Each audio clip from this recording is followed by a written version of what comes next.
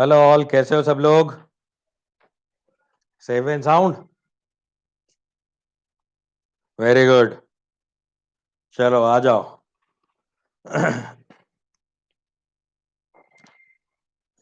How is the जोश? जबरदस्त।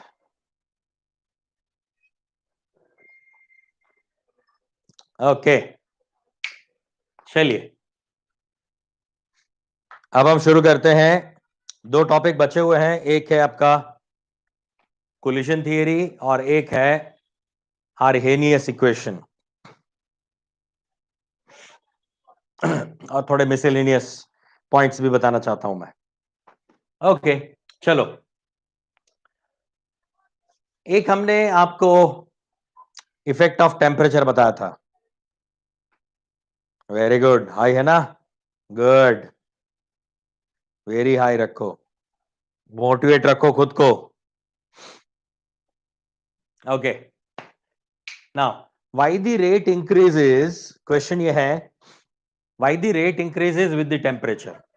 आपको हमने इससे पहले जो factor affecting rate of reaction बताई थी मैंने 5-7 आपको इसके लिए फैक्टर्स बताए थे। पहला फैक्टर था नेचर, दूसरा फैक्टर था कॉन्सेंट्रेशन, तीसरा फैक्टर था टेम्परेचर और चौथा फैक्टर था कैटलिस्ट, है ना? ये 4 मेन फैक्टर्स थे मैंने जो आपको बताए थे।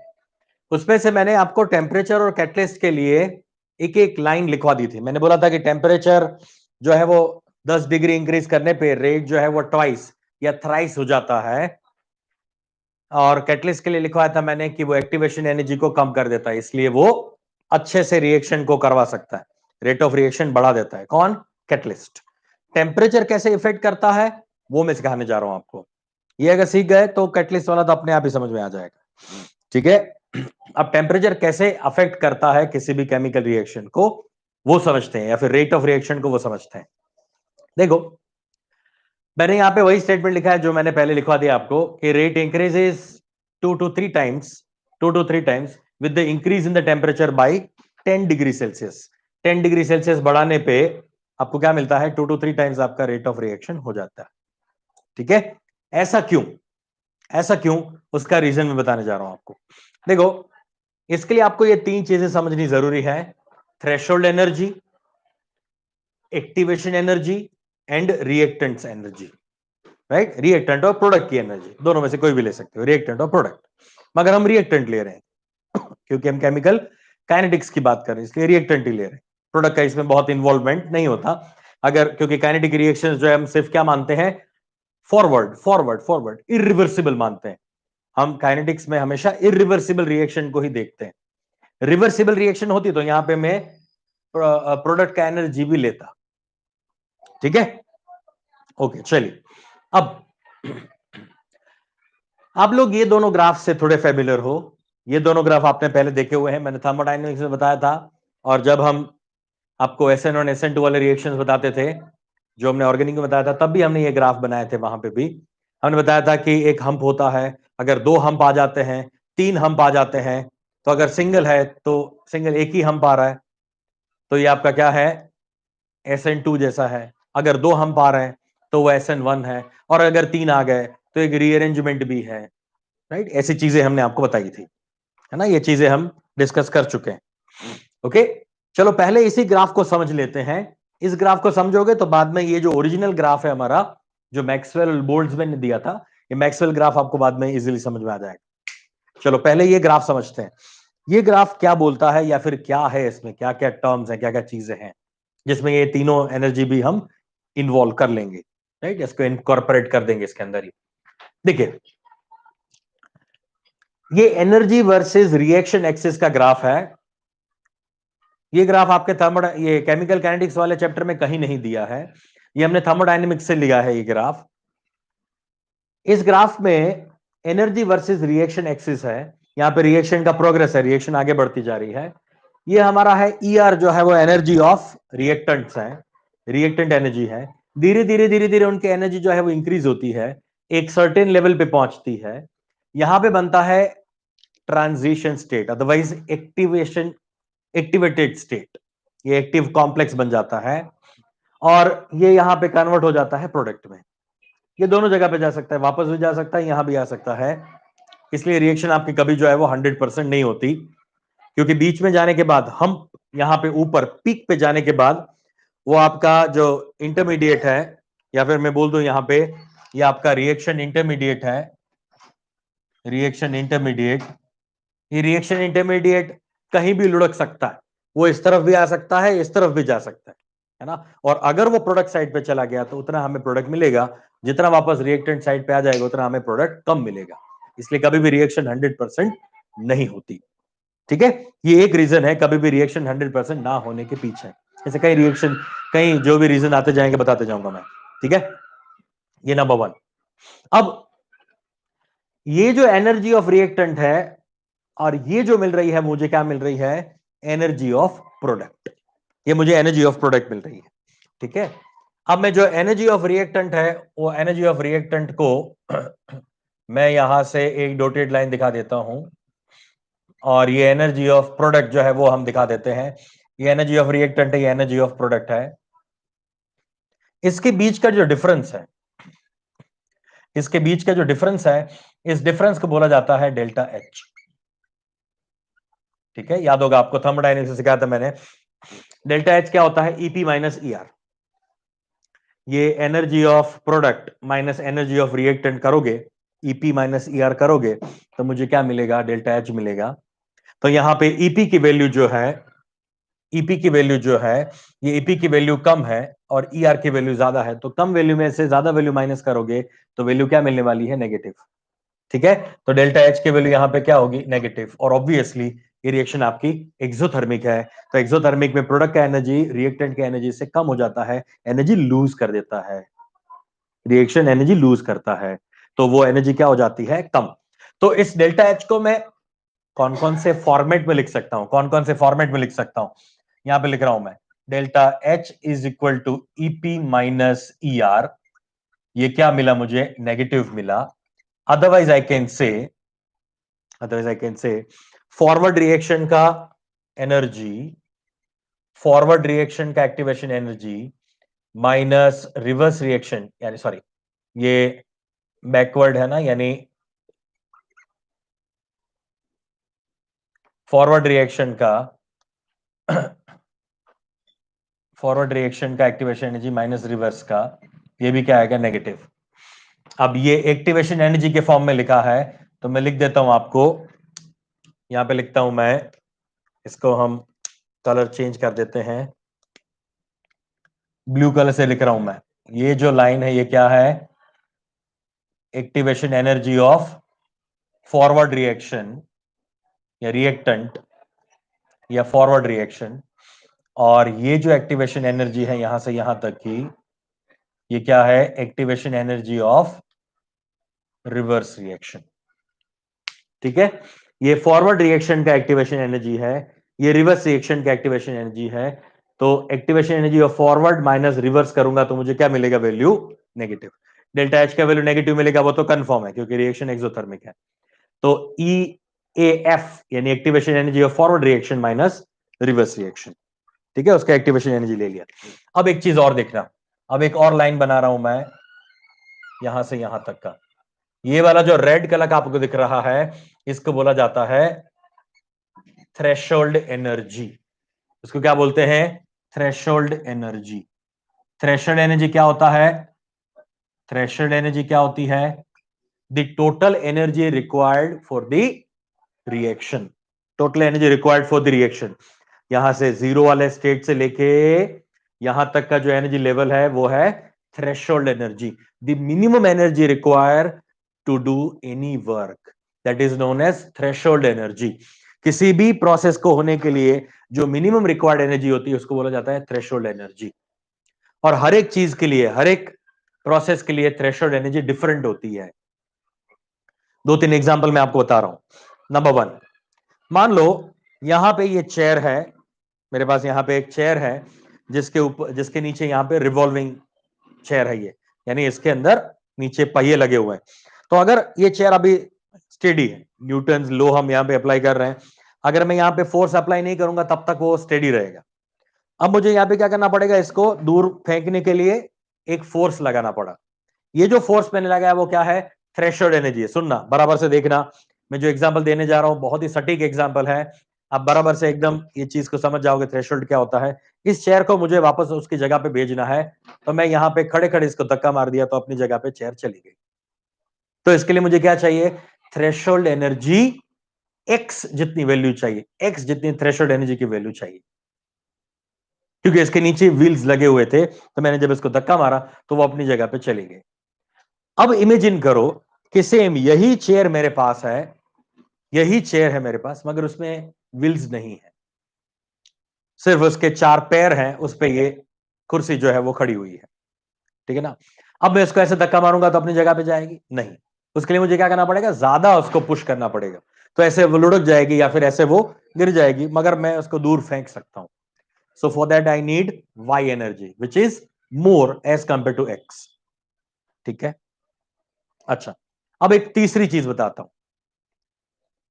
यहां पे एक बहुत ही बड़ा सा ट्रक है, मैं रोड पे नीचे चला जाता हूं, एक ट्रक खड़ा हुआ है या फिर एक कार खड़ी हुई है, मैं ट्रक इसलिए ले रहा हूं क्योंकि बहुत ज्यादा एनर्जी चाहिए, ट्रक खड़ी हुई है यहां पे बहुत ही बड़ी सी। अब मैं क्या करता हूं, उस ट्रक को, नीचे व्हील्स भी है, गियर में भी नहीं डाला है ट्रक को, ऐसे रखा है, फिर भी ब्रेक भी नहीं मारी हुई, फिर भी क्या मैं उतनी ही एनर्जी से ट्रक को धक्का मार सकता हूं? नेवर। ट्रक हिलेगा भी नहीं, मैं कितना भी ऐसे पुश करूंगा ना तो हिलेगा भी नहीं, मैं 2 हाथ से ऐसे पुश करूंगा ना तो भी हिलेगा नहीं। क्यों? क्योंकि उसके क्या है, एक थ्रेशोल्ड एनर्जी है, उसकी एक एनर्जी है, उसको पुश करने के लिए मुझे एक सर्टेन एनर्जी की रिक्वायरमेंट है, तो मुझे क्या करना पड़ेगा, 2-3 और लोगों को बुलाना पड़ेगा, चलो अब इसको धक्का मारो। हाँ, तो एक बार पुश कर दिया तो वो धीरे धीरे वापस आगे बढ़ना शुरू हो जाएगा, but to initiate somewhat energy is required, that is threshold energy, that is Z. तो जेड का वैल्यू मैक्सिमम है, चेयर का वाई का वैल्यू विदाउट व्हील वाली चेयर के लिए वाई है, और एक्स जो है वो व्हील वाली चेयर के लिए है, जिसके लिए मुझे मिनिमम एनर्जी की रिक्वायरमेंट है। Is it okay? ये क्लियर हुआ सबको, थ्रेशोल्ड एनर्जी क्या होता है। सिमिलरली किसी भी रिएक्शन को चलता रखने के लिए, चलाने के लिए भी एक एनर्जी की रिक्वायरमेंट होती है, एक एनर्जी हमेशा उसको प्रोवाइड करनी पड़ती है। फॉर एग्जाम्पल, अगर कोई क्रिकेट खेल रहा है, कोई फुटबॉल खेल रहा है, या फिर कोई लॉन टेनिस खेल रहा है, तो ये सारे अलग अलग प्रोसेस है, सबके लिए थ्रेशोल्ड एनर्जी रिक्वायरमेंट क्या है, अलग अलग है। क्रिकेट के लिए शायद 11 लोग हैं, तो इन 11 लोगों में से सिर्फ 2-3 लोग ही भागते रहते हैं, 2 बैट्समैन भागते रहते हैं, एक बॉलर भागता रहता है, शायद विकेट कीपर 1-2 फील्डर भागेंगे, तो 3-4 लोग भागते हैं उसमें। फुटबॉल में सारे लोग भागते हैं, so total energy required is more. Tennis में क्या होता है, दोनों को भागना पड़ता है, बहुत ही भागना पड़ता है, तो सबसे ज्यादा थ्रेशोल्ड एनर्जी कहां पे चाहिए, लोन टेनिस में। तो ये सारे एग्जांपल्स है। टेबल टेनिस ले लिया तो टेबल टेनिस में तो बहुत ही कम चाहिए, 2 लोग ही है, मगर फिर भी टक टक टक टक करते रहो, मजा आता रहेगा, है ना। तो थ्रेशोल्ड एनर्जी वहां पर कम है। तो मैं ये चीज आपको बताना चाहता हूं कि हर एक प्रोसेस के लिए एक मिनिमम रिक्वायर्ड एनर्जी होती है, जिसको बोला जाता है थ्रेशोल्ड एनर्जी, ठीक है। तो रिएक्टेंट के पास अपनी खुद की कुछ एनर्जी होती है, प्लस अपनी खुद की एनर्जी यानी E R, plus activation energy. सुनना बच्चा, सुनना बेटा बराबर से, खुद की energy plus activation energy, that is equal to threshold energy, that is equal to threshold energy. तो अगर मुझे मैथमेटिकली इसका डेफिनेशन देना है, ये तो मैंने एक्सपेरिमेंटली आपको बताया, मैथमेटिकली थ्रेशोल्ड एनर्जी का डेफिनेशन देना है, तो threshold energy is equal to energy of reactant plus activation energy, ये दोनों चीजें चाहिए, तभी क्या होता है, थ्रेशोल्ड एनर्जी आपको मिल सकती है, तभी थ्रेशोल्ड एनर्जी आपको मिलेगी। मतलब रिएक्टेंट्स को इतनी एनर्जी थोड़ी थोड़ी प्रोवाइड करनी पड़ती है, तब वो एक एक्सट्रीम लेवल पे जाके पहुंचता है और उसमें से प्रोडक्ट का कन्वर्जन होता है। फॉर एग्जांपल, आप लोग एग्जाम देने वाले हो, तो आपको यहां से बार बार हमें, आपकी खुद की एनर्जी तो है, आपकी ईआर तो है, रिएक्टेंट की खुद की एनर्जी आप लोगों की तो है, मगर किसी भी एक एग्जाम को अच्छे नंबर से पास करने के लिए, जेई हो, नीट हो, एडवांस हो, जो भी है, उसको पास करने के लिए एक थ्रेशोल्ड एनर्जी होती है। थ्रेशोल्ड एनर्जी का मतलब क्या है, एक सर्टेन आपका कट ऑफ होता है कि इस कट ऑफ पे आपको मुंबई आईआईटी मिलेगा, इस कट ऑफ पे आपको दिल्ली एम्स मिल जाएगा, ठीक है ना। तो ये कट ऑफ जो है कि लास्ट इतने मार्क्स पे, लास्ट इतने नंबर पे लास्ट टाइम हमें मुंबई आईआईटी या फिर एम्स दिल्ली मिला था, वो हमारा टारगेट है। तो थ्रेशोल्ड हमें क्रॉस करना पड़ता है, मिनिमम बैरियर क्रॉस करना पड़ता है। उसके लिए क्या चाहिए? Motivation.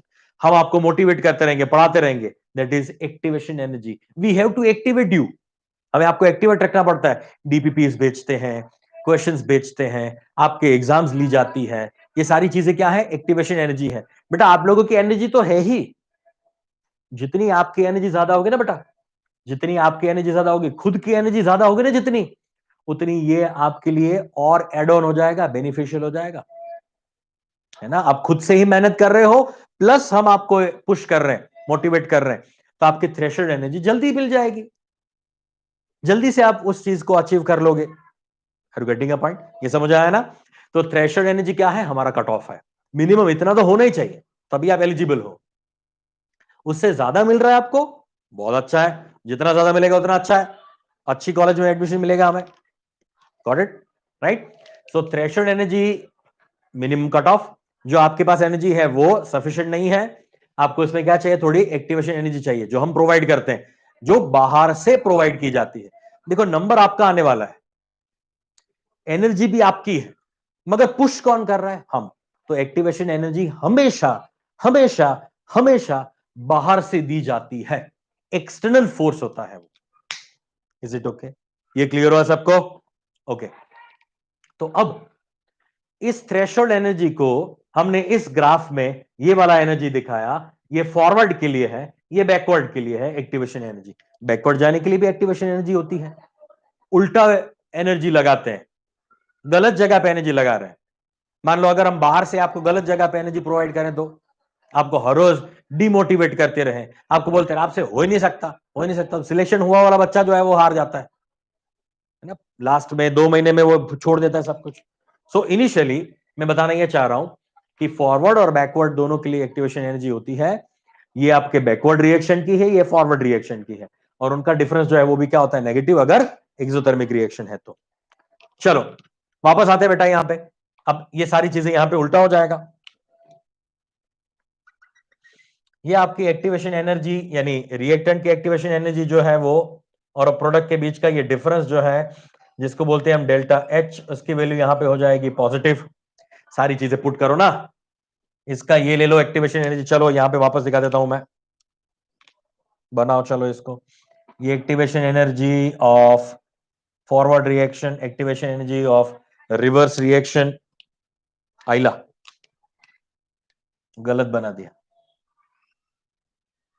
Yes, activation energy of forward, activation energy of backward, ये आपका हो गया ई ए फॉरवर्ड, ये हो गया ई ए बैकवर्ड, या फिर रिवर्स, बैकवर्ड बोलो या रिवर्स बोलो, जो भी बोलो। और ये हो गया आपका थ्रेशोल्ड एनर्जी, ये हो गया थ्रेशोल्ड एनर्जी, ठीक है, क्लियर हुआ यहां पे। और ये आपका रिएक्शन इंटरमीडिएट। ये प्रोसेस कैसा है बेटा? एंडोथर्मिक। ये प्रोसेस एंडोथर्मिक है क्योंकि वैल्यू पॉजिटिव मिल रही है। ईएफ माइनस ई आर करो या फिर ईएफ माइनस ई बी करो, बैकवर्ड के लिए बी या आर कुछ भी लिखो, तो ये पॉजिटिव मिलेगा। ये ईपी माइनस ई आर करो, ईपी माइनस ई आर करो, ईपी ज्यादा ई आर, ये चेंज नहीं करना है बेटा, आपके हिसाब से, आपकी सहूलियत से नहीं करते। प्रोडक्ट माइनस रिएक्टेंट हमेशा करा जाता है, energy of product minus reactant delta H हम फाइंड कर रहे हैं। Delta H forward, activation forward minus activation reverse होता है, ये कभी भूलना नहीं, ये कभी भूलना नहीं। अब मैं आपको बताता हूं कि हमने जब थर्मोडायनेमिक्स में, सुनना सुनना सुनना, हमने जब थर्मोडायनेमिक्स में आपको बॉन्ड एनर्जी सिखाया था, तो बॉन्ड एनर्जी में क्या करा था हमने? Bond energy of reactant minus product. बाकी सब दूर, पूरी दुनिया, बाकी पूरी दुनिया कैसे चलती है? प्रोडक्ट माइनस रिएक्टेंट, प्रोडक्ट की एनर्जी माइनस रिएक्टेंट की एनर्जी, प्रोडक्ट की एनर्जी माइनस रिएक्टेंट की एनर्जी। मगर जब बॉन्ड एनर्जी की बात आती है तब वो उल्टा हो जाता है, तब वो उल्टा हो जाता है, रिएक्टेंट माइनस प्रोडक्ट होता है। तब मैंने आपको बोला था कि जब ये कंसेप्ट आएगा तो बताऊंगा मैं वापस आपको। अब देखो सुनो, वो जो बॉन्ड ब्रेक करने के लिए एनर्जी चाहिए, वो एनर्जी क्या होती है? एक्टिवेशन एनर्जी होती है। वो बॉन्ड एनर्जी जो है वो क्या है? एक्टिवेशन एनर्जी है। इसलिए activation energy of forward minus activation energy of क्या करा जाता है? Reverse, otherwise backward. मतलब रिएक्टेंट माइनस प्रोडक्ट करा जाता है, वो एक्टिवेशन एनर्जी के फॉर्म में है, इसलिए। ये समझ में आई बात? ये क्लियर हुआ? ये समझ में आ रहा है कि नहीं? Concept clear? ये कंसेप्ट भी क्लियर? ये एक्सोथर्मिक एंडोथर्मिक कोई फर्क नहीं है, पूरा उल्टा है। यहां तक अगर समझ में आ गया, डन हो गया, तो बताओ मुझे, तो आगे बढ़ते हैं, तो आगे चलते हैं, इस टॉपिक पे आते हैं वापस, मैक्सवेल बोल्ट्जमैन पे आते हैं। समझे सबको?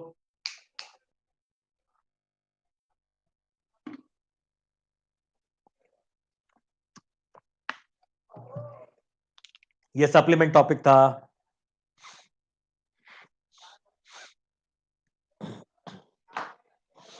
Done done done done, very good very good very good. चलो अब आते हैं इस ग्राफ पे। अब ये जो ग्राफ है, ये मैंने T1 टेम्परेचर पे लिया हुआ है। T1 टेम्परेचर कोई भी 25 डिग्री सेल्सियस ले लो, मान लो T1 टेम्परेचर, और दूसरा बनाएंगे वो 35 डिग्री सेल्सियस बनाएंगे, 10 डिग्री सेल्सियस हम राइज कर देंगे टेम्परेचर को। ओके, अब इस ग्राफ में सुनना, हाँ, थ्रेशोल्ड एनर्जी, मैं पहले 2-3 लाइन बना देता हूं एनर्जी की। आप मुझे बताओ कि थ्रेशोल्ड एनर्जी और रिएक्टेंट की एनर्जी कहां कहां पे होगी। मुझे सिर्फ आप इतना बताओ, इस ग्राफ में मैंने यहां पे एक लाइन बना दी और एक लाइन यहां पे बना रहा हूं। ये जो एनर्जी की वैल्यूज है, जो एनर्जी एक्सिस पर कट कर रही है, ये एनर्जी एक्सिस है, ये ई और ई एनर्जी एक्सिस पर कट कर रही है। अब मुझे बताओ कि ये वाली एनर्जी कौन सी है और ये वाली एनर्जी कौन सी है। सुनना, एनर्जी मैंने एक्स एक्सिस पे ले लिया है, वाई पे नहीं है, एक्स पे ले लिया है, और यहां पे लिया है मैंने fraction of molecules, fraction of molecules that they are taking part in the reaction. ये एफओएम है, फोम, फ्रैक्शन ऑफ मॉलिक्यूल्स बोलते हैं इसको। तो बताओ मुझे कि ये फर्स्ट वाला ई क्या है और ये सेकंड वाला ई क्या है। फर्स्ट वाला ई क्या है? फर्स्ट वाला ई जो है वो क्या है, या फिर मैं यहां पे लिख देता हूं E1 और ये E2। E1 क्या है इन तीनों में से, और E2 क्या है इन तीनों में से, वो बताओ, लगाओ दिमाग और बताओ मुझे।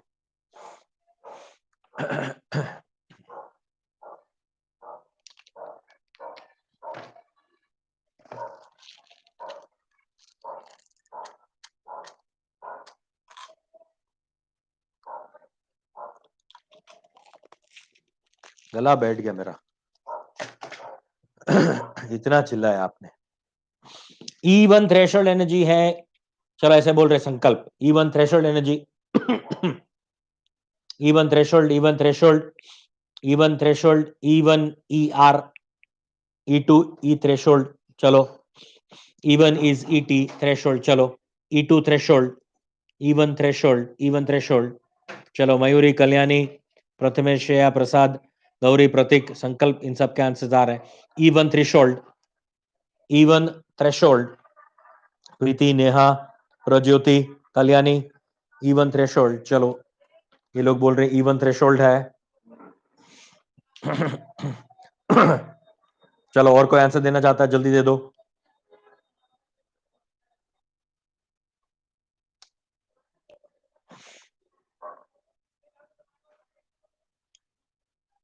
संस्कार, E1 थ्रेशोल्ड, चलो फाइनली E1 जो है वो थ्रेशोल्ड एनर्जी है, ये ET है, करेक्ट है, और ये क्या है, ER है। मतलब ये रिएक्टेंट के लिए मैंने 2 से R बना दिया, 1 से T बना दिया, ऐसा कुछ मेरे दिमाग में नहीं था, मगर ऐसा ही बनाया मैंने। तो ये आपका थ्रेशोल्ड एनर्जी है, और ये एनर्जी जो है वो क्या है, एनर्जी ऑफ रिएक्टेंट्स है, ये एनर्जी ऑफ रिएक्टेंट्स है, ठीक है ना। ओके, और ये जो है यहां से यहां तक का उनका जो डिफरेंस, ये है EA, ये एक्टिवेशन एनर्जी है, ये एक्टिवेशन एनर्जी है, ठीक है। यानी रिएक्टेंट की एनर्जी इतनी है, उसको ये जितनी एनर्जी प्रोवाइड करी, तब जाके वो कहा गया तब जाके वो कहां गया, थ्रेशोल्ड एनर्जी में गया। ठीक है, ये ग्राफ ऐसे जा रहा है, ये ग्राफ उल्टा जा रहा है। ज्यादातर लोग ऐसा सोच रहे होते हैं कि ग्राफ हमेशा ऐसे ही जाता है। नहीं, ऐसा नहीं है ना, क्योंकि जब हम रिएक्शन शुरू करते हैं ना, तब क्या होता है, रिएक्टेंट का कुछ एनर्जी होता है, उसमें एक्टिवेशन एनर्जी ऐड करा जाता है, तब उसका थ्रेशोल्ड एनर्जी मिलता है, और बाद में एनर्जी कम होता जाता है। क्यों? क्योंकि प्रोडक्ट बन गया ना। अब प्रोडक्ट तो ये चाहता है ना कि वो खुद जितना हो सके उतना क्या हो जाए, स्टेबल हो जाए। इसलिए मैंने आपको बोला था कि एनर्जी का एक्सेस ये है, तो दिमाग में रखना। तो इतने fraction of molecules threshold energy ले लेंगे और वो कहां पे जा सकते हैं, मिनिमम एनर्जी पे जा सकते हैं, मतलब प्रोडक्ट में कन्वर्जन हो सकता है। तो इस ग्राफ को रीड करना बहुत इंपॉर्टेंट है। यहां से ग्राफ ऐसे उल्टा चल रहा है, ग्राफ उल्टा चलता है इसमें। ठीक है, चलिए चलिए चलिए चलिए, अब यहां पे ये वाला पार्ट जो है, ये शेडेड जो एरिया दिखा रहा हूं मैं, ये शेडेड एरिया जो है वो क्या है, ये नंबर ऑफ पार्टिकल्स हैं। ये नंबर ऑफ पार्टिकल्स हैं जो एक्टिवेशन एनर्जी मतलब ये प्रोडक्ट में कन्वर्ट हो सकते हैं, ऐसे ये पार्टिकल्स हैं। ठीक है, अब मैं एक और ग्राफ बना रहा हूं, एक और ग्राफ बनाते हैं हम।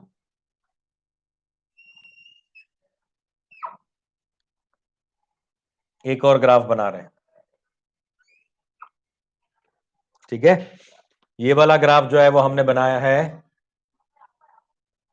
T2 टेम्परेचर पे, और यहां पे T2 जो है वो T1 से ज्यादा है। T2 जो है वो T1 से ज्यादा है। थोड़ा यहां से ग्राफ आपका आड़ा टेढ़ा हो गया, मगर आप भावनाओं को तो समझ गए होंगे।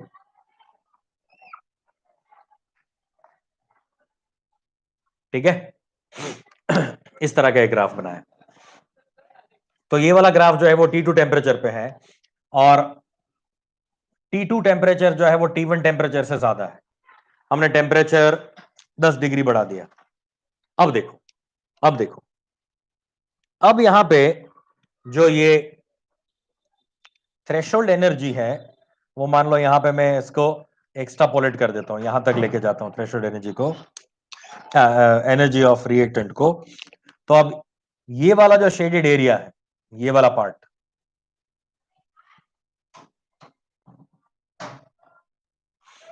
ये ऑलमोस्ट यहां से डबल हो जाएगा। मतलब ये सारे पार्टिकल्स और ये सारे जितने भी पार्ट होगा, यानी अब अगर आप चेक करोगे ये और ये वाला पार्ट, तो ये आपको क्या मिलेगा, 2 to 3 टाइम्स ज्यादा मिलेगा, ऑलमोस्ट 2 टाइम्स आपको मिलेगा। ये जो अमाउंट ऑफ रिएक्टेंट्स है वो आपको ऑलमोस्ट 2 टाइम्स मिलने चाहिए। ठीक है, इसलिए क्या होता है, रिएक्शन का रेट जो है वो ट्वाइस या थ्राइस हो जाता है।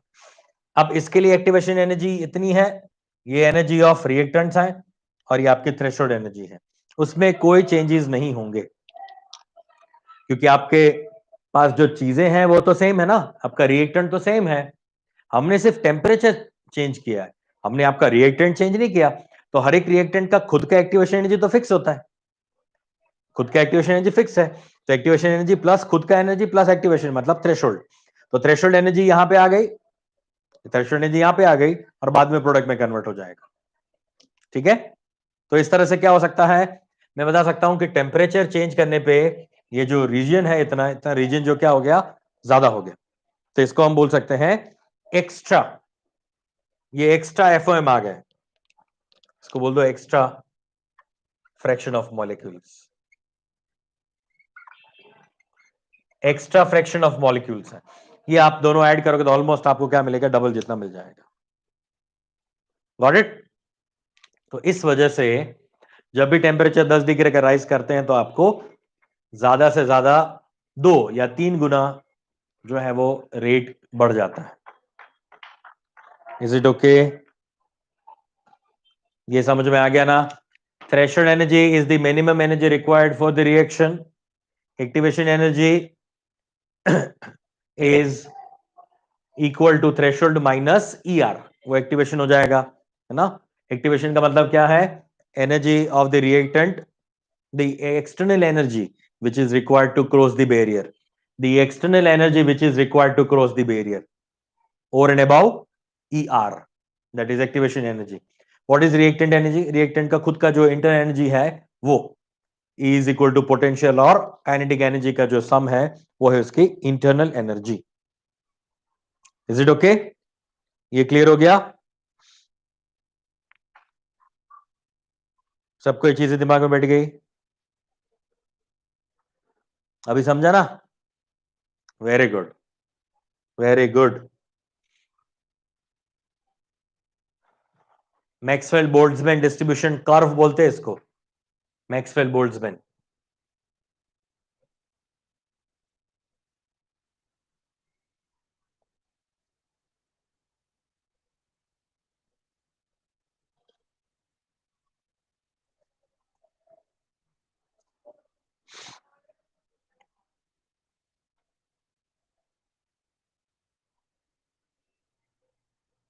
अगर हो गया तो आगे चलें।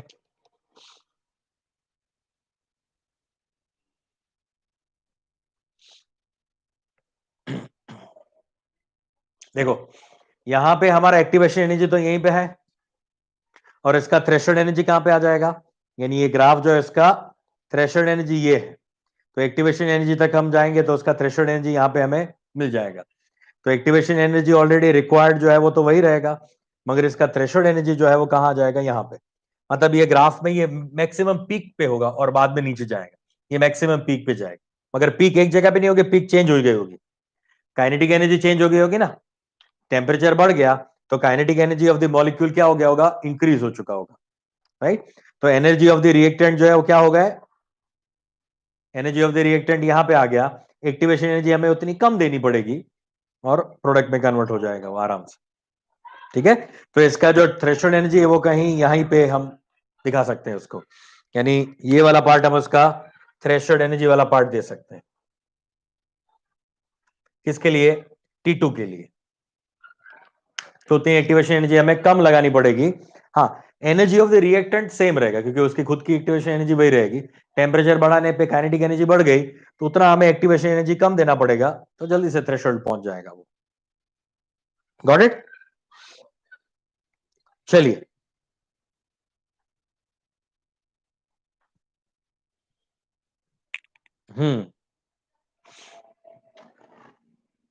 मिटा दे इसको।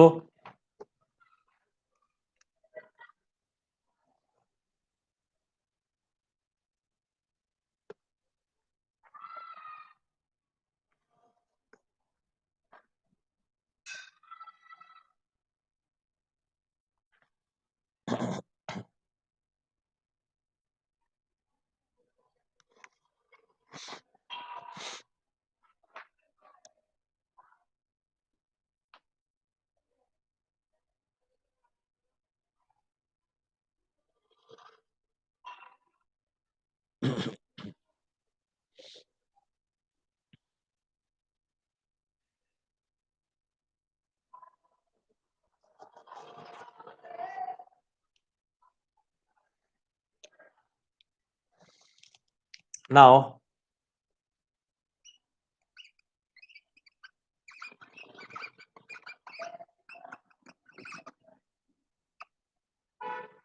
आर्हेनियस इक्वेशन, ये बात मैंने बता दी आपको कि टेम्परेचर बढ़ने पे क्यों रिएक्शन जो है वो इंक्रीज हो जाता है। तो इसके बाद देखते हैं आर्हेनियस इक्वेशन। आर्हेनियस इक्वेशन और ये जो fraction of molecule get threshold energy वाला जो पार्ट था वो दोनों एक दूसरे के साथ कोरिलेट करता है Arrhenius.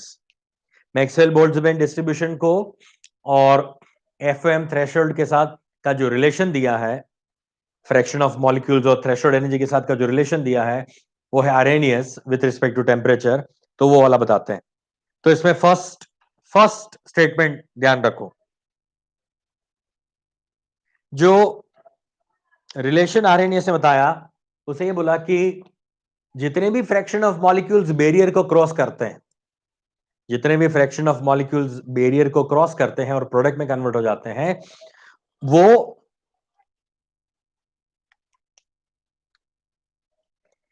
Fraction of molecule cross the barrier is equal to E power EA by RT. FOM crosses the barrier, energy barrier जो क्रॉस करते हैं वो किसके बराबर होते हैं?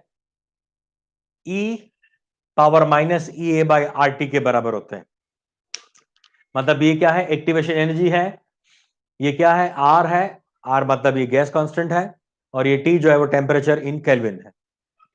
तो जितने भी FOM इस बैरियर को क्रॉस करेंगे वो किसके बराबर हो जाएंगे? इस इक्वेशन के बराबर होंगे, राइट?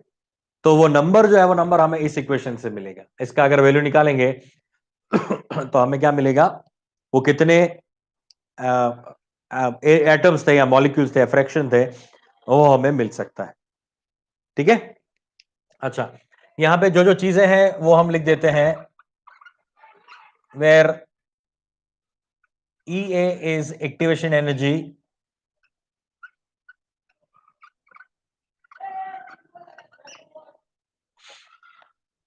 जनरली ये जूल में या फिर कैलोरी में होता है।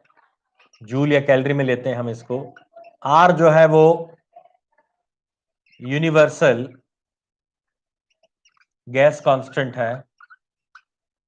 इसकी वैल्यू जो है वो अगर ये जूल में है तो ये वैल्यू लेते हैं हम 8.314 जूल पर मोल केल्विन, पर मोल केल्विन। या फिर इसको आप ले सकते हो 25/3 करके भी ले सकते हो, ये 25/3 के फॉर्म में भी ले सकते हो, है? तो ये आपको कैलकुलेशन में इजी हो जाएगा, इतना जूल। ठीक है? 8.314 की जगह 25/3 करोगे तो कैलकुलेशन इजी हो जाएगी। और ये लेते हैं अगर कैलोरी में है अगर एक्टिवेशन एनर्जी कैलोरी में होती है तो ये हम लेते हैं केमो के। ये जूमो के होता है, ये केमो के है, कैलोरी पर मोल केल्विन। ठीक है? टी जो है वो क्या है? टी केल्विन में टेम्परेचर है, केल्विन टेम्परेचर है। जनरली ये टेम्परेचर 25 टू 35 डिग्री सेल्सियस लिया जाता है।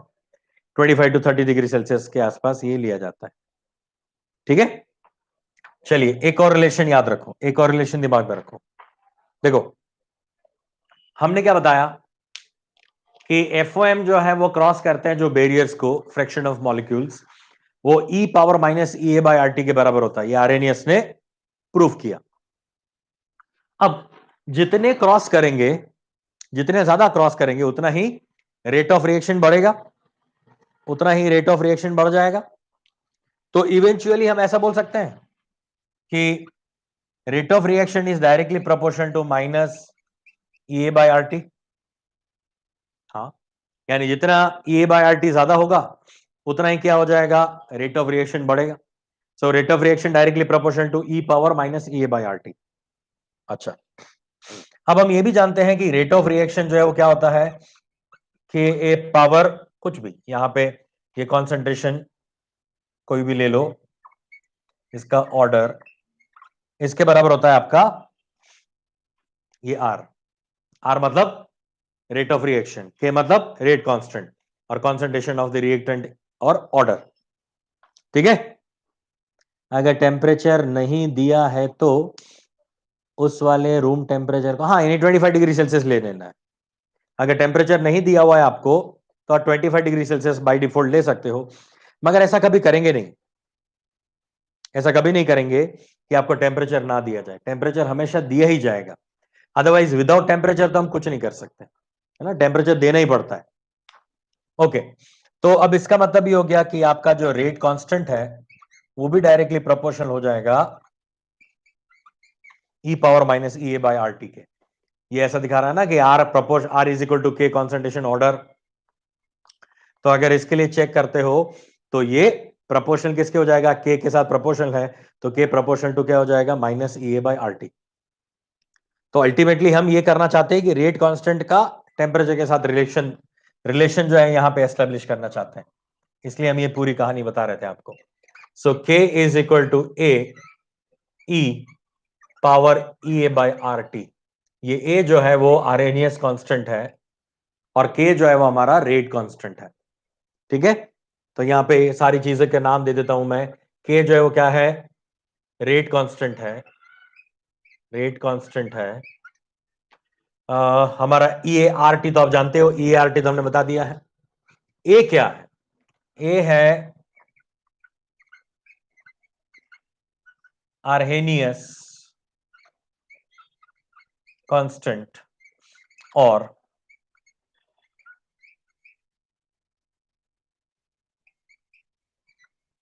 प्री एक्सपोनेंशियल फैक्टर और फ्रीक्वेंसी फैक्टर, इसको ये सारे नाम से जाना जाता है। और हम इसको ये भी बोल सकते हैं कोलिजन फैक्टर। ये सारे नाम हैं ए के लिए। अलग अलग एग्जाम्स में अलग अलग जगह पे ये नाम दिए गए थे, इसलिए हमने सारे नाम आपको दे दिए हैं। ठीक है, चलो तो वापस हमें अल्टीमेटली क्या किया हमने, ये के प्रोपोर्शनल टू क्या हो गया, minus E A by R T. Proportionality हटाया हमने तो एक कांस्टेंट पुट किया जिसको हमने बोला आर्हेनियस कांस्टेंट, अदरवाइज बोला प्री प्री एक्सपोनेंशियल।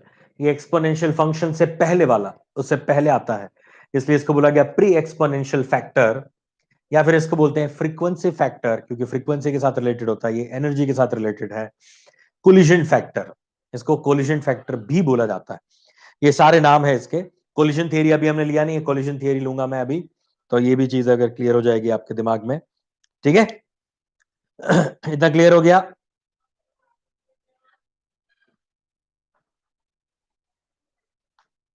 क्लियर है ना?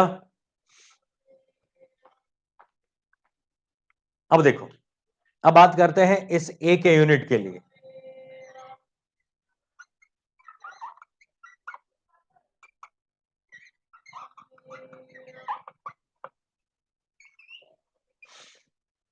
Unit of A is equal to unit of K और ए का यूनिट सेम होगा, क्योंकि किसी एक्सपोनेंशियल का तो कोई यूनिट नहीं होता, एक्सपोनेंशियल का कोई यूनिट नहीं होता, तो ए और के का दोनों का यूनिट क्या हो जाएगा, सेम हो जाएगा। ठीक है, ए और के दोनों का यूनिट जो है वो सेम हो जाएगा। इतनी चीजें लिख लो। ये वाला फॉर्मूला याद रखना बेटा, ये वाला फॉर्मूला बहुत ही काम का है, बहुत ही इंपॉर्टेंट है।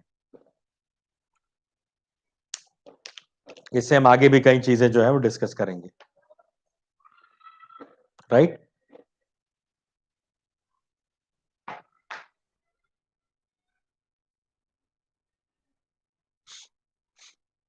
हो गया ना? यस।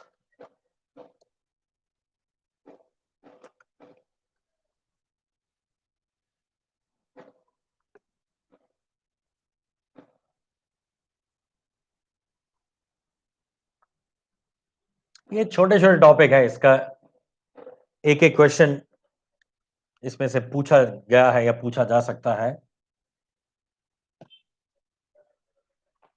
नीट के पॉइंट ऑफ व्यू से बहुत कम चांसेस है नीट में पूछे जाने के लिए, क्योंकि इसमें कैलकुलेशन वाला पार्ट ज्यादा है। इसके क्वेश्चंस जो भी पूछे जाते हैं उसमें जेई के पॉइंट ऑफ व्यू से तो अच्छा है, मेंस और एडवांस दोनों लेवल में पूछा जाता है, नीट में थोड़ा कम है। अच्छा, अब नीट में क्या पूछा जा सकता है? नीट में आपको कंसेप्ट पूछा जा सकता है। आपको ये पूछा जा सकता है कि ये आर्हेनियस इक्वेशन जो है वो कहां पे अप्लाई नहीं होता, ऐसा पूछ सकते हैं। कौन सी ऐसी रिएक्शन है जहां पे ये आर्हेनियस इक्वेशन जो है वो अप्लाई नहीं हो सकता? अच्छा, आप में से कोई मुझे बताएगा कि आर्हेनियस इक्वेशन जो है, आर्हेनियस रिएक्शन यानी ये जो रेट कांस्टेंट और टेम्परेचर के साथ का रिलेशन है, रेट कांस्टेंट और टेम्परेचर के साथ का जो रिलेशन है वो कहां अप्लाई नहीं हो सकता, कैसे रिएक्शंस में अप्लाई नहीं हो सकता? बताओ, लगाओ दिमाग और मुझे बताओ, दिमाग लगा के बताओ कि कौन सी ऐसी प्रोसेस है जिसमें टेम्परेचर को कोई भी फर्क, टेम्परेचर ज्यादा या कम हो जाए तो उसका रेट कांस्टेंट चेंज नहीं होता। ऐसी कौन सी रिएक्शन है, बताओ, दिमाग लगाओ।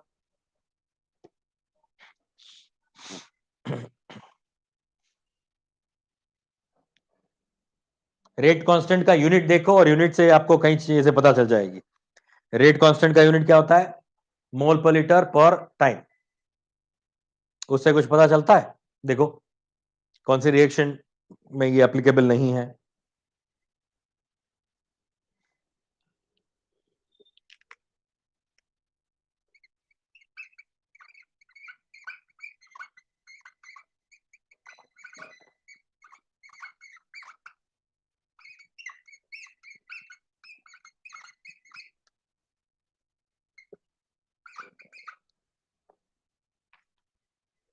बताओ, Arrhenius equation is not applicable to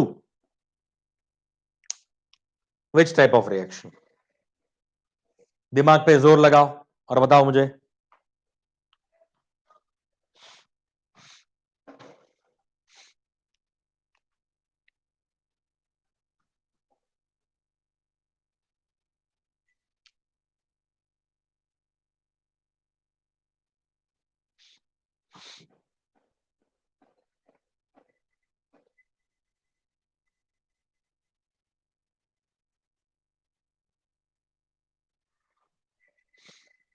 first order answer आ रहा है।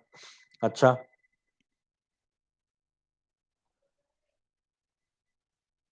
सारे फर्स्ट ऑर्डर को अप्लाई नहीं होगा, सारे फर्स्ट ऑर्डर रिएक्शन को अप्लाई नहीं होगा, ये कोई स्पेसिफिक ऐसी फर्स्ट ऑर्डर रिएक्शन जिसको अप्लाई नहीं होगा और बाकी सबको होगा, ऐसा कुछ है? क्या लग रहा है आपको?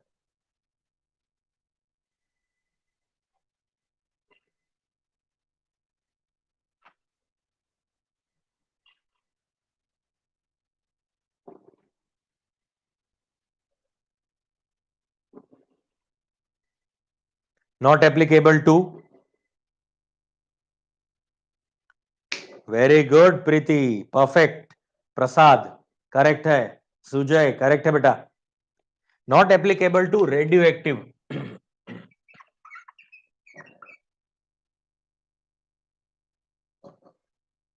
रेडियो एक्टिव रिएक्शन एंड, अच्छा पहले रेडियो एक्टिव बता देता हूं, देखो, it is not applicable to radioactive reaction. Radioactivity जो भी है, यानी जो डीके होता जा रहा है, मान लो रेडियम, फ्रांसियम, कोई भी अगर हाफ लाइफ 21 मिनट्स है, तो फ्रांसियम आपने कहीं पे भी रखा हो, आपने ठंड में रखा है, कहीं बर्फ में जाके रख के आओ उसको, है ना, या फिर आप इसको कहीं गर्म और गर्म जगह पे रख के आओ, बहुत गर्म पे, बहुत ठंडी जगह पे, कुछ नहीं होता। रेडियो एक्टिविटी उतनी ही रेट से चलती रहती है, उस पर कोई टेम्परेचर का इफेक्ट नहीं होता। So radioactivity is temperature independent, यहां पे आर्हेनियस इक्वेशन एप्लीकेबल नहीं है। Radioactivity is the correct answer. Very good मेरे बच्चों, very good, very good, I proud of you, good. और कहां पे अप्लाई नहीं होता? फर्स्ट ऑर्डर में सिर्फ रेडियो एक्टिविटी में अप्लाई नहीं होता, बाकी सारे फर्स्ट ऑर्डर रिएक्शन में एप्लीकेबल होता है। क्यों? क्योंकि रेट का इक्वेशन ऐसा है ना, रेट इज इक्वल टू के कॉन्सेंट्रेशन का पावर 1। हाँ, तो इसके लिए लिख सकता हूं ना, आर प्रोपोर्शनल टू के। अगर आर प्रोपोर्शनल टू के लिख सकता हूं, तो R proportional to E A by R T है, इसलिए मैंने क्या कर दिया, K is proportional to E A by R T, ऐसा कर दिया था ना मैंने अभी, ये समझा ना? अभी ये हमने कांस्टेंट मान लिया, तो इसको क्या हो जाएगा, आर प्रोपोर्शनल टू के हो जाएगा, इसको कांस्टेंट ले लिया तो, क्योंकि ये टेम्परेचर के साथ चेंज होता है ना। कांस्टेंट को मैंने बोला था ना, ब्रह्मा जी का वरदान होता है, भगवान का वरदान है कांस्टेंट्स को। Constant, rate constant, equilibrium constant, कोई भी कांस्टेंट ले लो, वो हमेशा टेम्परेचर के साथ चेंज होता है, इसलिए तो उसके साथ रिलेशन बताया हमने, टेम्परेचर के साथ वाला है ना। जब इसका रिलेशन देखना है तो ये चीज कांस्टेंट लेनी पड़ेगी, हटा दो इसको, है ना, तब ये क्या हो गया, प्रोपोर्शनल हो गया, तो इन दोनों को प्रोपोर्शनल हम दे सकते हैं। अब बताओ, अब बताओ मुझे कि फर्स्ट ऑर्डर में बाकी सारी फर्स्ट ऑर्डर रिएक्शन को, रेडियो एक्टिविटी को छोड़ के, बाकी सारे फर्स्ट ऑर्डर को हम अप्लाई कर सकते हैं ये आरएनएस इक्वेशन, सिर्फ रेडियो एक्टिविटी को नहीं।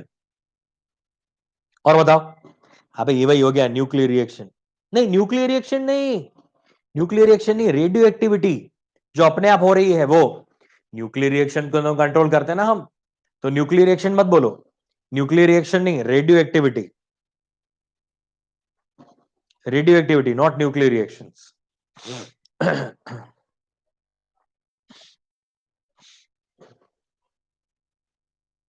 और बताओ,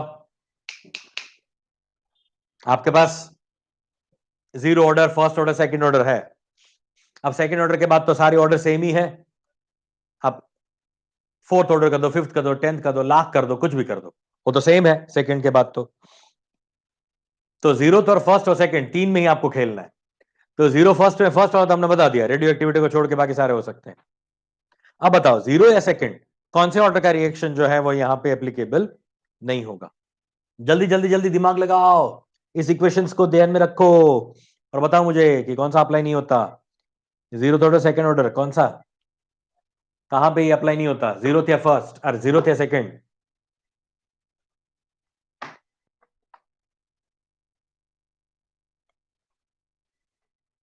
बताओ answer.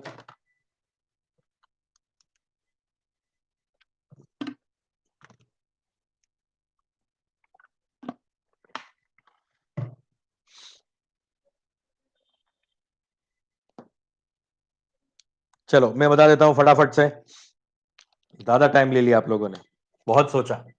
0th order,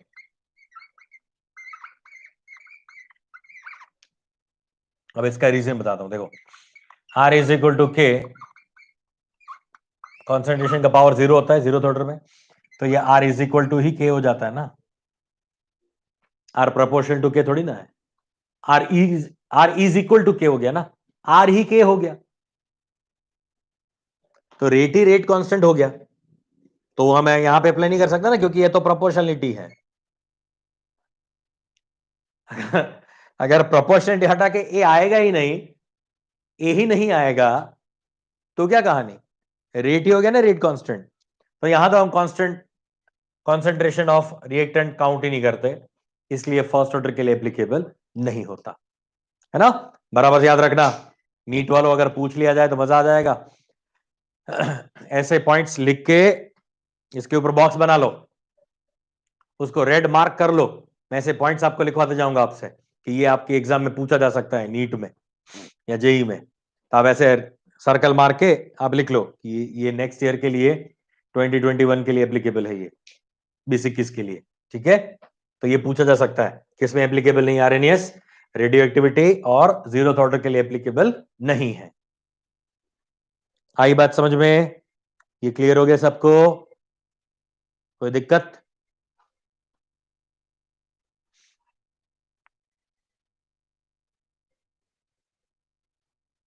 very good, चलो समझ में आ गया। ओके, मिटा दें। चलो इसमें थोड़ा आगे बढ़ते हैं।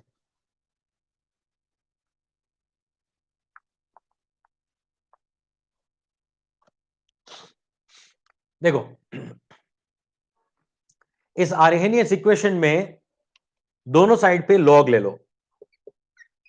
Now k is equal to A E power E upon R T, दोनों साइड ln ले लो, ln k is equal to ln a into E A by R T, ln को अंदर डालो तो ये हो जाएगा ln a, अब ये हो जाएगा ln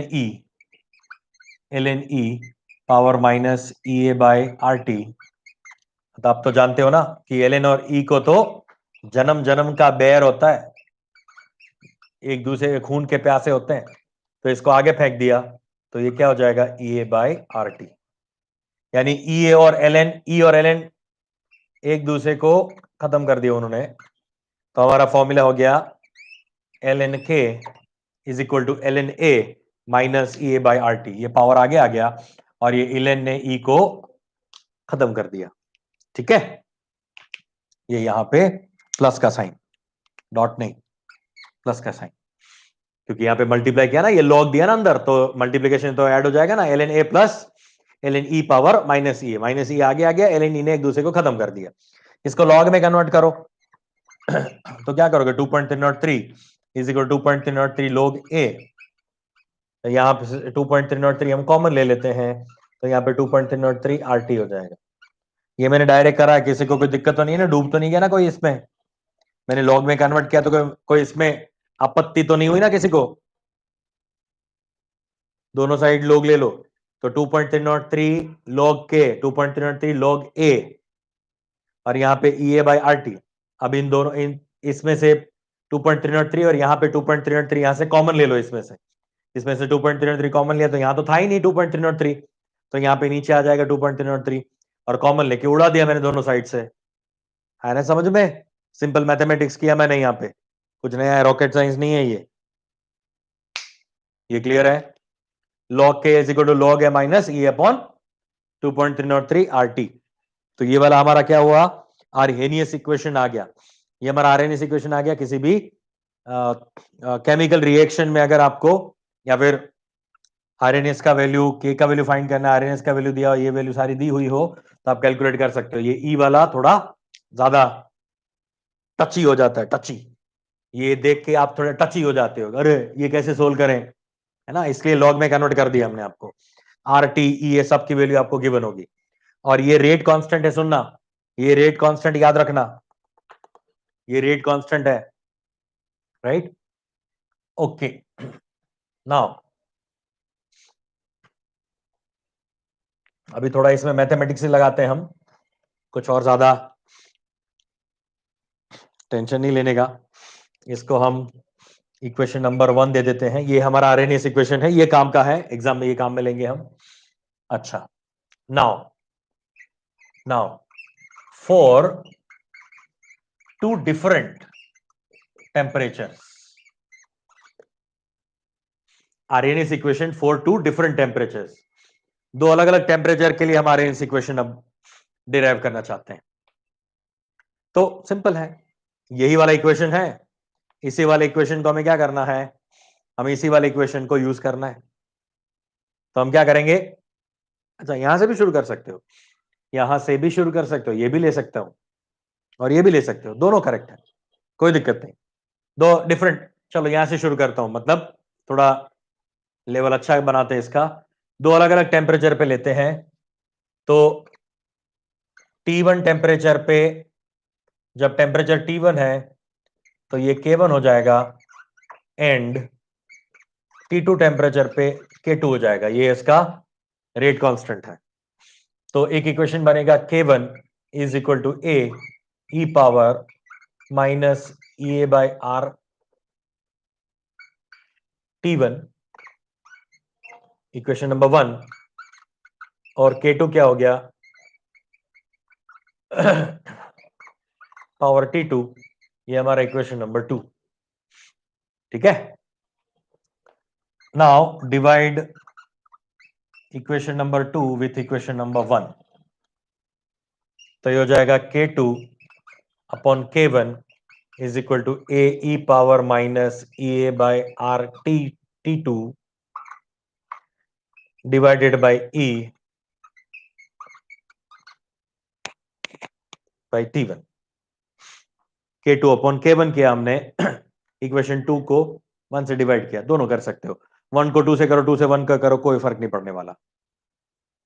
आई ना बात समझ में, क्या कर रहे हो, ये कार्टून बना रहे हो,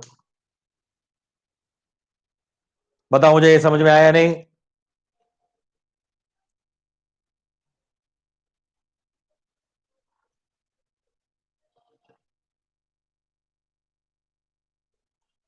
okay,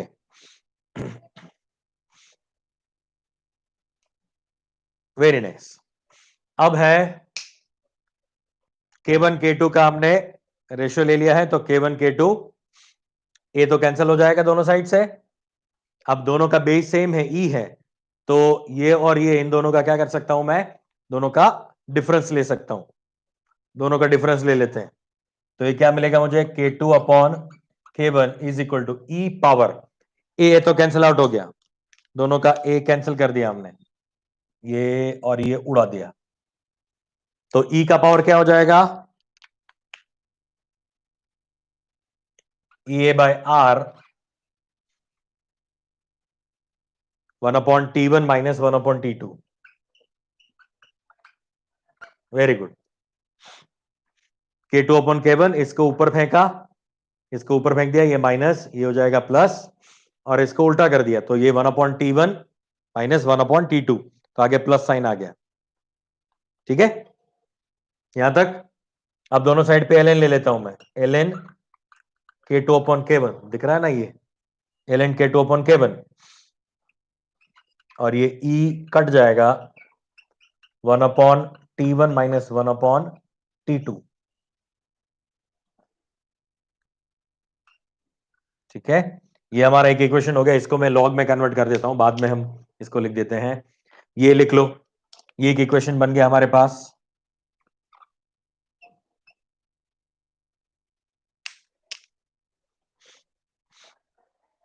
ln k2 upon k1 ea upon r, ई तो कैंसिल हो गया, 1 upon t1 minus 1 upon t2। अब इसको लॉग में कन्वर्ट करते हैं। ये सारे फॉर्मूलाज ही हैं, अब तो कोई ज्यादा है ही नहीं इसमें, और एक एक दो दो फॉर्मूला याद रख लो, कहानी खत्म। लॉग लेते हैं इसमें, इसको लॉग में कन्वर्ट करता हूं, ln को लॉग में कन्वर्ट करोगे तो क्या हो जाएगा, log k2 अपॉन k1, यहां पे क्या आएगा 2.303 is equal to E A by R T 1 upon t1 minus 1 upon t2। इस 2.303 को सामने फेंक दो, so log k2 upon k1 is equal to E A upon 2.303 r 1 upon t1 upon 1 upon t2। ये हमारा दो डिफरेंट टेम्परेचर पे rate constant को कंपेयर करने का फॉर्मूला हो गया। इसके बेस पे बोर्ड्स में, कॉम्पिटिटिव एग्जाम में खूब सारे क्वेश्चन पूछे गए हैं। दो डिफरेंट टेम्परेचर दे दिए जाएंगे, एक आपको K2 का वैल्यू दिया जाएगा, K1 का वैल्यू फाइंड करना है, K1 K2 दे दिया जाएगा, T1 T2 में से किसी एक की वैल्यू फाइंड करनी है, T1 T2 K1 K2 R सबको दे दिया जाएगा, एक्टिवेशन एनर्जी फाइंड करने के लिए बोला जाएगा। मतलब T1 T2 पे K1 K2 वैल्यू है, एक्टिवेशन एनर्जी फाइंड करो कितनी है। तो ग्राफ बनाया था ना, एक्टिवेशन एनर्जी में चेंजेस आ सकते हैं ना, टेम्परेचर चेंज किया मैंने तो एक्टिवेशन एनर्जी में चेंजेस आ सकते हैं। ठीक है, तो ये फॉर्मूला हमारे लिए बहुत ही काम का फॉर्मूला है। Is it clear to all? ये बराबर से समझ में आ गया। अब एक बहुत ही काम की चीज, K1 K2 are rate constant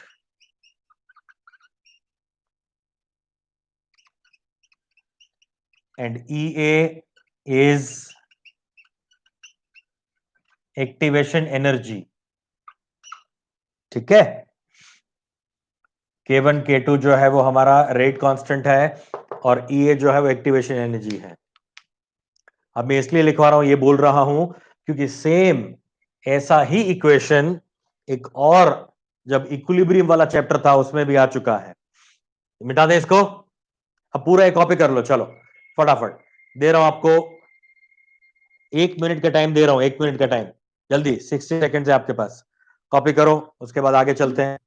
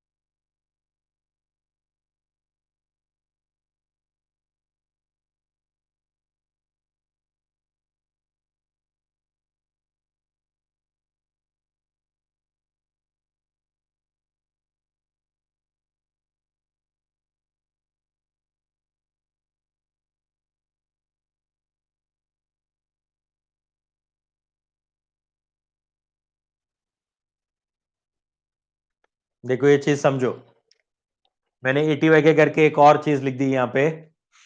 अगर सेम ऐसा ही ये फॉर्मूला है, डिफरेंस ये है कि ये K1 K2 जो था वो K1 K2 यहां पे रिएक्टेंट कांस्टेंट था, यानी रेट कांस्टेंट था, जबकि यहां पे ये K1 K2 जो है वो इक्विलिब्रियम कांस्टेंट है।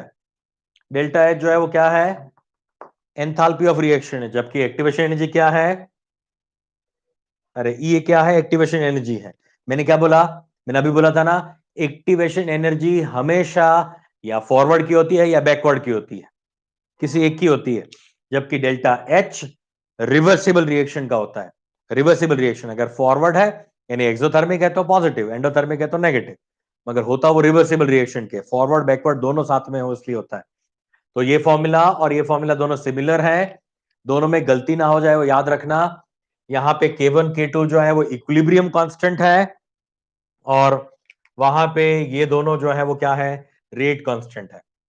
यहां पे एक्टिवेशन एनर्जी है EA, और ये H जो है वो क्या है, एंथैल्पी है। तो कभी ये गलती मत कर देना कि ये वाला फॉर्मूला डेल्टा एच के वैल्यू पुट करके ये रेट कांस्टेंट मत डाल देना, और यहां पे आप कभी इक्विलिब्रियम कांस्टेंट मत डालना, ये गड़बड़ नहीं होनी चाहिए। बराबर से याद रखना, ये रेट कांस्टेंट है जब ये लेते हैं तब, जब हम K1 K2 लेते हैं डेल्टा एच के साथ तो वो हमारा इक्विलिब्रियम कांस्टेंट होता है। बहुत ही काम की चीज है, दोनों सिमिलर इक्वेशंस हैं, गड़बड़ होने के बहुत चांसेस हैं, याद रख लेना। एक और चीज, एक और चीज, जब आप लोग इसके क्वेश्चंस करोगे, इसको अप्लाई करोगे इस आरएनएस इक्वेशन को, तब आपकी बहुत बड़ी गलती हो जाएगी, गलती होगी कि आप भूल जाओगे कि K2 अपॉन K1 है या K1 अपॉन K2 है। तो ऐसे याद रख लो, अगर यहां पे K1 अपॉन K2 कर दिया तो ये क्या करना पड़ेगा, चेंज करने पड़ेगा, ये T2 माइनस T1 हो जाएगा, 1/T2 माइनस 1/T1 होगा। तो ऐसे याद रखो, ऐसे याद रख लो, देसी फंडा। ये K2 ऊपर है ना, K2 ऊपर है ना, ऊपर बैठा हुआ, ऊपर छत पे बैठा हुआ है, तो ये T2 कहां पे होगा, पीछे होगा, दूर होगा। T2 कहां होगा, दूर होगा। ये K2 ऊपर है तो K2 दूर तक देख सकता है T2 को, ऐसे याद रखो, है ना। तो T2 दूर जाके नीचे होगा, ये दूर नीचे होना चाहिए, ठीक है। K2 ऊपर तो T2 नीचे, यानी सेकेंड दूर है T2, 1/T2। और ऐसे याद रखोगे तो आपका आंसर कभी नेगेटिव नहीं आएगा, वरना K2 यहां पे ये उल्टा कर दिया तो वैल्यू आपको नेगेटिव आ जाएगी। और रेट कांस्टेंट की वैल्यू कभी नेगेटिव नहीं होती ना, हमने बनाया था रेट कांस्टेंट क्या होता है, dx/dt होता है, पूरे रिएक्शन का dx/dt होता है, वो कभी नेगेटिव नहीं होता, हमेशा पॉजिटिव ही होता है। तो ये गलती ना हो जाए, राइट। तो याद रखो K2 ऊपर है तो T2 दूर है, बस, तो गलती नहीं होगी। यहां भी K2 ऊपर है तो T2 दूर है, दोनों फॉर्मूला में यही है। Is it okay? So that's all about this RNS equation. इसके बेस पे क्वेश्चंस वगैरह हम करेंगे, मगर एक कोलिजन थ्योरी बाकी है, वो कल वापस हम डिस्कस करते हैं। और कल शाम को हम मिलेंगे, आज शाम का लेक्चर हमें नहीं मिल पाया है, तो कल शाम को हम मिलेंगे वापस, उसमें पेपर सॉल्व करेंगे। 2 दिन हम शाम को वापस मिलेंगे, आज थर्सडे है ना, तो कल फ्राइडे, कल हम शाम को मिलते हैं, पेपर सॉल्व करते हैं, और कल मॉर्निंग में इसके क्वेश्चंस और कोलिजन थियरी बताता हूं मैं, ठीक है। रिवाइज कर लेना बेटा, पूरा चैप्टर फटाफट से रिवाइज कर लेना, राइट। चलो बाय बाय, टाटा, सायोनारा।